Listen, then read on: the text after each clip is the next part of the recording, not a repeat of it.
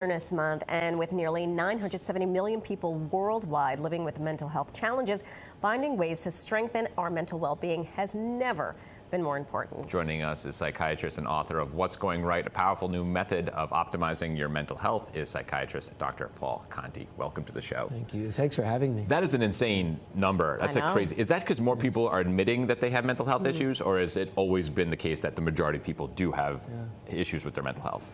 There's probably always been a lot of mental health issues in all of us. It just runs through being human and being subject to the stressors of living our lives and trying to get through one day to the next. But certainly as we're more aware, then there's more detection. So we realize, oh, this is a big problem and it warrants a lot more attention and prevention than we've been giving it. As the youngest child of 4, I realize now what my siblings were going through was they were mental health issues, and what I was going through in my 20s was mental health issues. We just didn't have a name for it. Right. Yeah. But I love the title of your book, What's Going Right. So we look at that number, which is completely staggering, and it opens us up to say, oh, this is wrong, and you say to do the opposite, to focus on what's right. Explain that methodology. Yeah. Well, it's the right place to start, right? There's way more going right in all of us than is not going right. It's how we get ourselves up out of bed in the morning. It's how we do difficult things, and most people are doing difficult things from morning until night. And if we take stock of ourselves honestly, right, and we see where are our strengths, we feel better about ourselves than often the reflex of criticism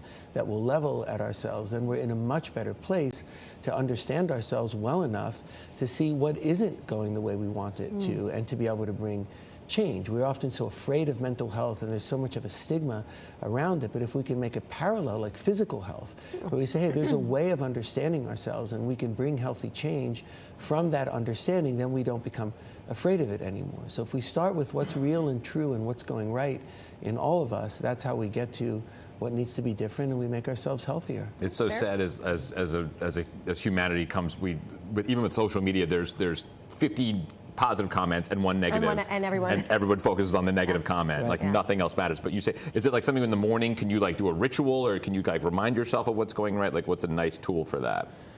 Well, it's good to be able to talk with other people, or write down yourself, or have a set of sayings you might tell yourself that are real and true about yourself, instead of the reflex, because often our self-talk is very negative. As you said, we take out the negative thing from the whole story, and we often make the story of ourselves around that in a way that we wouldn't do for someone else. So to know what's real and true about ourselves, and to start from that position of strength, it lets us say, well, what do I want to be different, right? What would be hard to change, whether it's a job, or it's a relationship, or it's function in the home, or whatever it may be. Those are things we tend to push down the road just because we're afraid and we don't know how to make things better. You say people have 3 internal drivers of human behavior. Can you walk us through the 3 drivers and how they affect how we approach our own mental health? Yeah. Historically, people have been thought of as having 2 drives. One is assertion or aggression, and the other is seeking pleasure.